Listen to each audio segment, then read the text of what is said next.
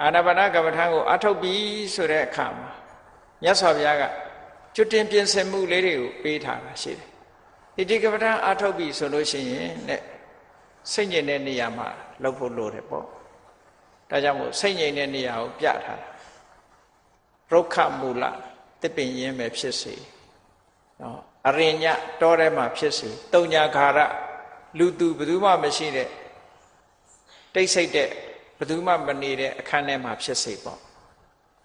အဲ့ဒါလို့တိတ်ဆိတ်ငြိမ်သက်တဲ့နေရာလေးတစ်ခုကိုရွေးပြီးတဲ့အခါကျတော့အမျိုးသားတွေတင်မလင်ခွေးထိုင်အမျိုးသမီးတွေကျတော့ဒူးတုတ်တဲ့အတ္တပလင်ကအထိုင်မျိုးထိုင်ခါအထက်ကိုလေးကိုဆန်းဆန်းကလေးထားဒါကဘာဖြစ်လို့ဆန်းဆန်းထားခိုင်းတာတော့ဆိုကုန်းပြီးတော့နေလို့ရှိရင်နောက်ကျတော့ခါအောင်တဲ့ယောဂဖြစ်လာတတ်တယ်ခေါင်းရယ်ခါရယ်မတ်မတ်ကလေးထားလို့သူလို့ဆိုလို့တယ်အာနာပါနလုပ်ပြီဆိုရင်အဲ့ဒီပြင်ဆင်မှုလေးတွေရှိတယ်ပေါ့ဒါဖြင့်တင်မြင်ခွေရတာဘာဖြစ်လို့တော့ဆိုဣ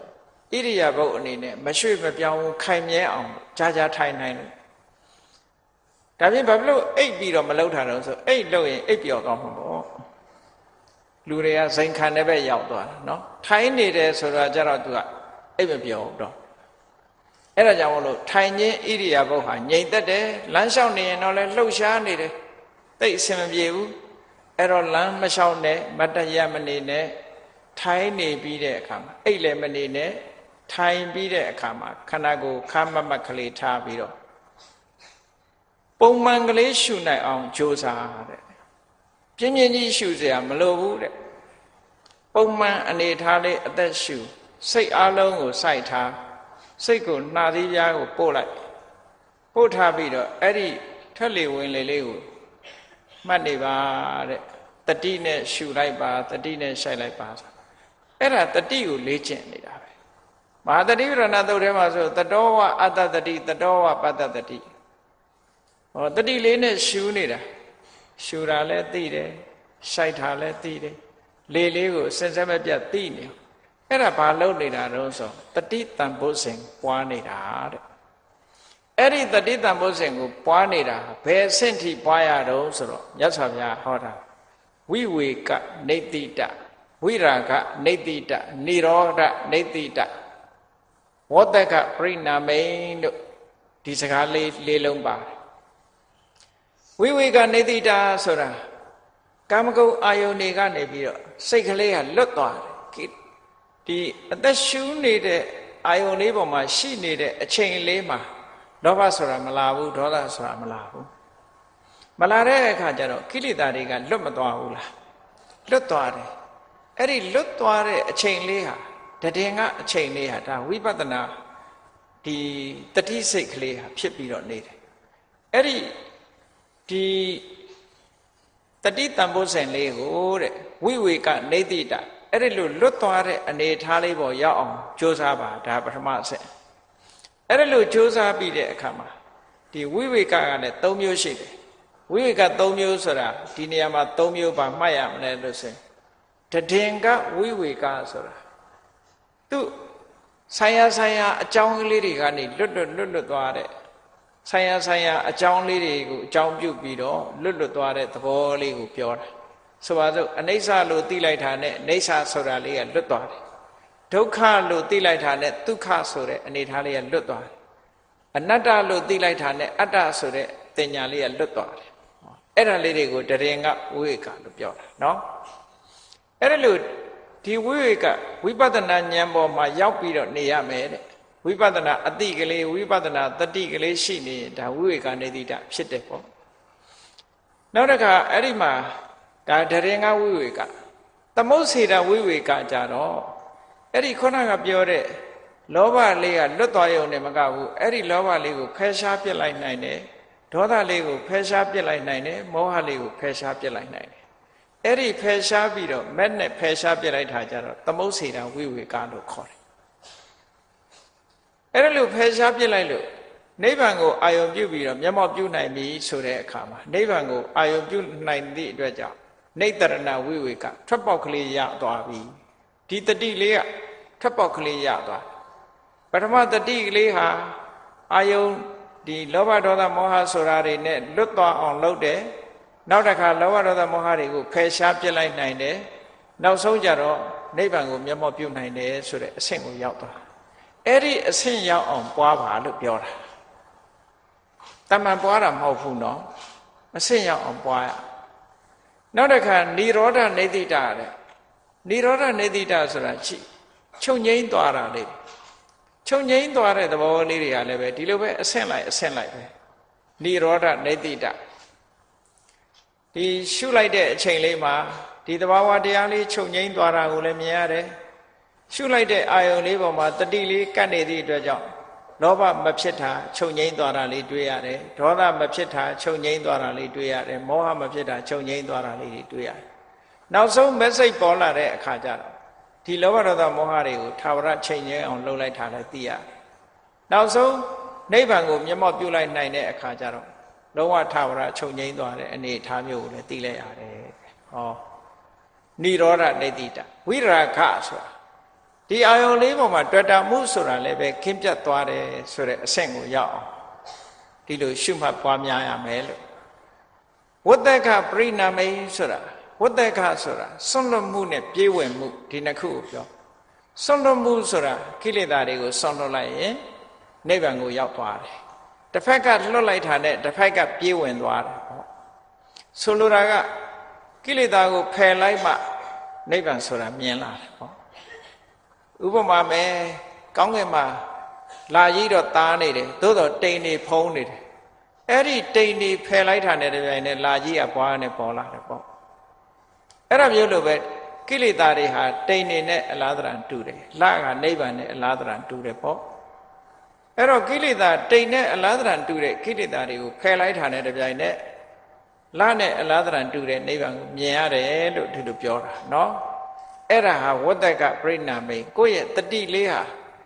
အဲ့ဒီလိုဖယ်ရှားမှုစွန့်လွတ်မှုပြေးဝင်မှုဆိုတဲ့ဒီအနေအထားနှစ်ခုထိအောင်ရင့်ကျက်သွားအောင်တတိတံပိုးစဉ်ကိုပွားပေးပါလို့ဒီလိုပြောတာဟောအာနာပါနလုံနေတာဟာတတိတံပိုးစဉ်ကိုပွားနေတယ်လို့ပဲဒီလိုမှတ်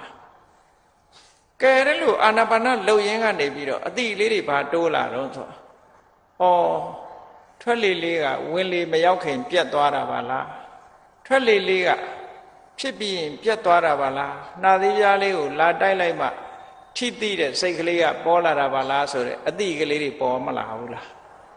အဲ့ဒီလိုအတိလေးတွေရလာတာဒီပင်ဓမ္မဝိစယပဲတဘာဝတရားတွေကို तू ကစူးစမ်းလာသိလာ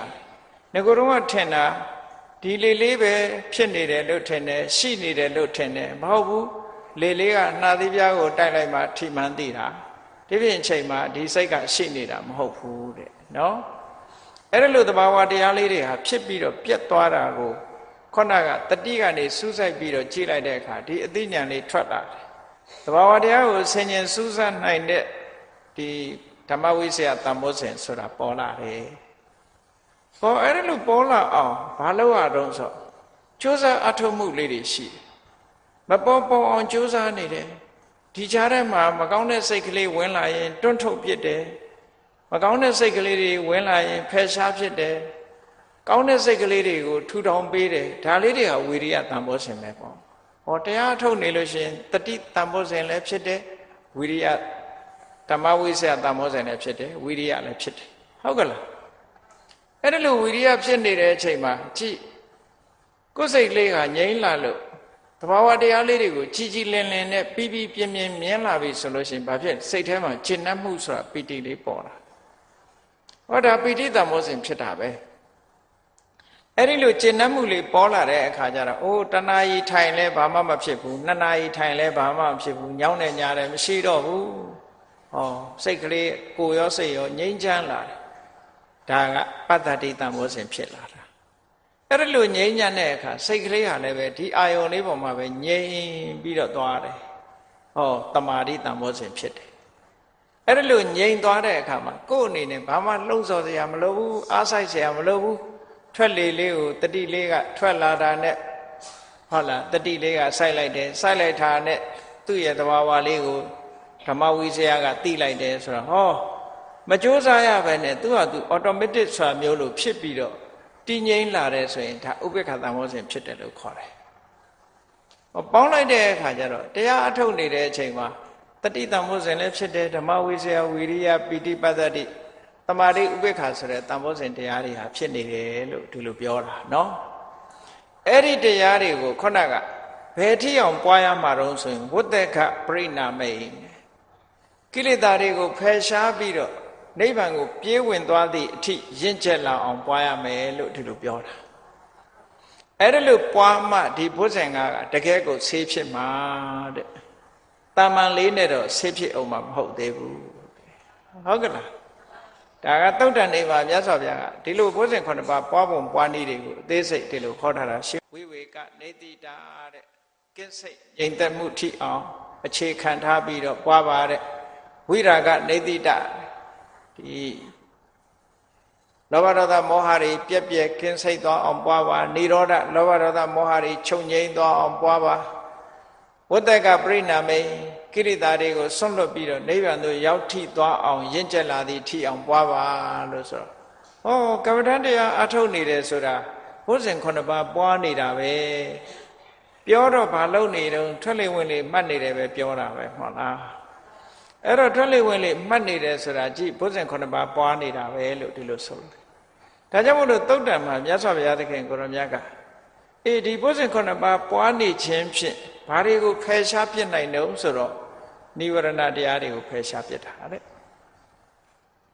နိဝရဏတရားတွေဆိုတာအလုံးသိတဲ့အတိုင်းစိတ်ကိုကုသိုလ်စိတ်တွေကိုစုပ်ပိတ်တတ်တဲ့သဘာဝတရားတွေအဲ့ဒါတွေကဒီအာယုံ၅ပါးကာမဂုဏ်တရားတွေကိုခံစားခြင်းနဲ့လောဘမခံစားရလို့ရှိရင်စိတ်အလိုမကျတဲ့ဒေါသနော်စိတ်ထဲမှာမတည်ငြိမ်မှုဒီပြန့်လွင့်မှုပူပင်မှုဆိုတဲ့ဥဒိစ္စကောကုဆစိတ်တွေအပြော့သွားမှုထိုင်မိုင်းမှုအိတ်ချင်မှုဆိုတဲ့ဌိနမိတ်တကိုလှုပ်တဲ့အလုပ်ပေါ်မှာတန်တရားရှိနေမှုဆိုတဲ့ဝိသိကိစ္စတဲ့အဲ့ဒါတွေဟာនិဝရဏလို့ခေါ်ပါတယ်အဲ့ဒီသဘာဝတရားတွေကိုဖယ်ရှားပြစ်တာဟောဘုဇင်ပွားလိုက်လို့ရှိရင်အဲ့ဒီသဘာဝတရားတွေဟာလေတိုက်လိုက်လို့ကောင်းကင်မှာတိမ်နေလွင့်သွားတယ်လို့ပဲဘုဇင်တရားပွားလိုက်တာနဲ့တပြိုင်နက်ခုနတုန်းကဒီကာမဂုဏ်အာယုံခံစားခြင်းတဲ့စိတ်တွေဆိုပါစို့ပွဲကြည့်ခြင်းတဲ့စိတ်တွေရုပ်ရှင်ကြည့်ခြင်းတဲ့စိတ်တွေရှိသေးလားမရှိတော့ဟော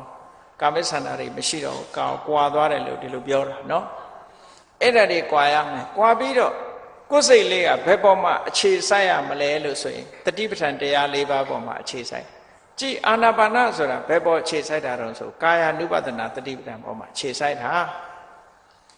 တခါကိုယ်စိတ်လေးကိုအကဲခတ်လို့ရှိရင်စိတ်လေးရဲ့အခြေအနေကိုသိတဲ့အခါစိတ်တ ानु ပဒနာပေါ့ခံစားမှုလေးကိုအာယုံဆိုင်မိတဲ့အခါဝေဒနာ ानु ပဒနာပေါ့ဉာဏ်နဲ့သဘာဝတရားတွေကိုအခြေဆိုင်မိတဲ့အခါမှာဓမ္မ ानु ပဒနာပေါ့ကိုယ့်ရဲ့စိတ်ကလေးဟာကြည်ဘုဇင်တကပွားတဲ့အခါမှာនិဝရဏတရားတွေကိုဖယ်ရှားပြစ်ပြီးတော့တတိပဋ္ဌာန်၄ပါးပေါ်မှာစိတ်ကလေးကအခြေဆိုင်မိသွားတယ်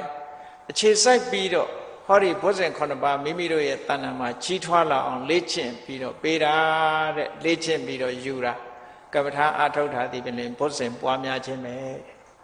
မြတ်စွာဘုရားသခင်ကိုရောမြတ်ကနိညတရဘုဇ္ဇတပတ္တာနိညတိန်တရိယသံဝရနိညတရသဗ္ဗနေတ္တကသွထိန်ပတ္တမိပါဏိနာနဲ့ဒါလိုဟောထားတာရှိတယ်နတ်သားတယောက်ရဲ့အမေကိုမြတ်စွာဘုရားဖြေထားတာနိညတရဘုဇ္ဇတပတ္တာဆိုတာဘုဇင်9ပါးဆိုတဲ့အကျင့်တရားဒီကမ္မထာတရားအာမထုတ်ဖဲနဲ့တတ္တဝါတွေချမ်းသာဒုက္ခရတယ်ဆိုတာမရှိဘူးတဲ့မဖြစ်နိုင်ဘူးဒီလမ်းပဲရှိတယ်နိဗ္ဗာန်လိုချင်ဒီလမ်းကရှောက်လို့ပြောတာဟုတ်ကဲ့လားနိဗ္ဗာန်လိုချင်ဘုဇင်9ပါးအကျင့်တရားဆိုတဲ့ဒီလမ်းကရှောက်ကမ္မထာတရားကိုနိမန်နာမအထုတ်နေခြင်းဒီပဲလင်ဘုဇင်9ပါးပွားနေခြင်းပဲဖြစ်တယ်ဘုဇင်9ပါးပွားတာကတခြားကမ္မထာအထုတ်တာကတခြားဒီလိုမဟုတ်ဘူးเนาะဒီထဲမှာတတိတံဘုဇင်ဆိုတာဖြစ်နေတယ်ဓမ္မဝိဇ္ဇာတံဘုဇင်ပညာတွေဖြစ်နေတယ်ဝိရိယတံဘုဇင်ကြိုးစားမှုတွေဖြစ်နေတယ်နော်ပီတိတံဘုဇင်တွေယမယံခါဖြစ်တယ်ပတ္တတိတံဘုဇင်တွေဖြစ်တယ်သမာဓိတံဘုဇင်တွေဖြစ်တယ်ဥပေက္ခတံဘုဇင်တွေဖြစ်လာတယ်ဒါဖြင့်မဂ္ဂင်၈ပါးနဲ့ဘာကွာလဲလို့မေးကြရှိတယ်မဂ္ဂင်၈ပါးနဲ့ပြောမယ်ဆိုလို့ရှိရင်တရားအထုတ်နေဘာမဂ္ဂင်တွေဖြစ်တာတော့ဆိုတမ္မာဒိဋ္ဌိတဲ့မှန်ကန်စွာမြင်မှုတ တမ္မာသင်္ကပ္ပမှန်ကန်စွာတွေးကြောကြံစည်မှုတမ္မာဝါယာမမှန်ကန်စွာကြိုးစားအားထုတ်မှုတမ္မာတတိမှန်ကန်စွာအမှတ်ရမှုနဲ့တမ္မာသမာဓိမှန်ကန်စွာတည်ငြိမ်မှုဒါကမဂ္ဂင်ရှုထောင့်ကပြောတာ